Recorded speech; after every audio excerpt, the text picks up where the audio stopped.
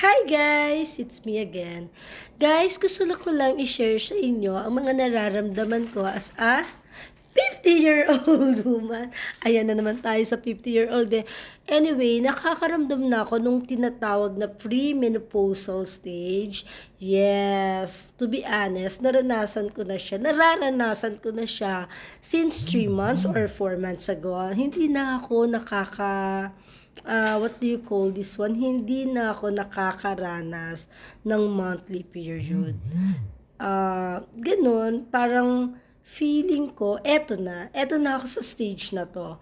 Unang-unang nararanasan ko na what do you call this one? Hot flashes. Actually, lagi ko ang tinatanong yung kaibigan ko, yung si Nura, every day na ginawa ng Diyos, Nurs, may init ba? Or ako lang to? Kasi may menopause na ako. Every day yan. Kaya minsan, napiped up na siya. Ate, nakakaramdam din kami ng init. Lalo na ngayon na super init dito sa Doha, Qatar. And one more, yun nga, yung pananakit ng mga kamay. Yung tinatawag ata tong hand arthritis. Every morning, swear, nararanasan ko to. Iniisip ko or natatakot ako kasi every time, every day of the week, of the month, every day, super useful to sa akin. Kasi nga, meron akong small business na nagluluto ako, nagtitinda ako ng mga pack lunch.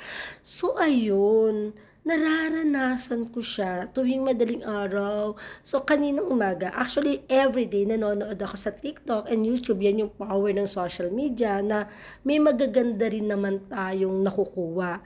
Huwag lang natin paniwalaan yung mga maling chismis.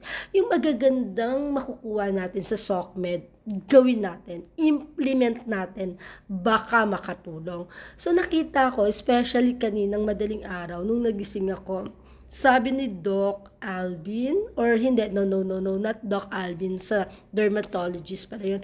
Basta isang doctor doon, ang sabi niya, kailangan daw, mapainit muna natin yung kamay natin. Mararamdaman natin yung init. So, gaganituhin daw natin to ng 2 minutes, which is 120 times natin gaganunin para ma-feel natin, yung maramdaman natin na nag-iinit yung kamay natin. And then after that, after 2 minutes natin ganito, ma-feel na natin na mainit, gaganituhin daw natin, i-close natin, and then gaganituhin, and then unti-unti daw, 30 times naman na ganito, para daw bumalik yung normal na nararamdaman. Actually, pagkatapos naman ng nararamdaman ko na yun, tuwing madaling araw, unti-unti naman, awa ng Diyos, nawawala. Hindi naman siya permanent talaga na masakit. Kaya lang nga, syempre, nakakatakot na rin. Alam mo naman ako, overacting. As in, OA to the nth power, na konting nararamdaman ko lang, kinukwento ko, mahanap kagad ako ng solusyon. Kasi nga, diba, sabi ko nga sa inyo sa my previous vlogs ko, na prevention is better than cure. Kesa naman sa ma-feel natin, i-deny natin, which is meron tayo nun, yung mga in denial feelings, human in denial natin, syempre, pangit na yon. And then, after this, unti-unti natin tanggalin, and then, ganito naman daw, 30 times then. Every day, hanggang sa masanay na natin, maging ritual na natin. Maging ritual na natin to para hindi naman siguro totally mawala. At least malesen. At least, minsan kasi yung mga sakit-sakit natin, psychological lang naman yun eh.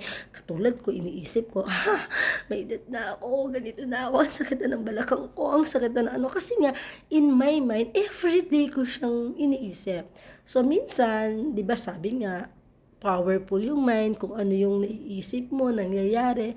So, baka nga overacting lang ako. Pero to be honest, nakakaramdam na rin ako. So, ayun lang muna. Gusto ko yung ganito yung pinag-uusapan natin kasi hindi lang na-aware ko ang ibang tao, most especially, awareness for myself talaga. Kaya ako so sinishare kasi nababasa ko, napapanood ko, at nararamdaman ko. Yun lang. Thank you. Bye.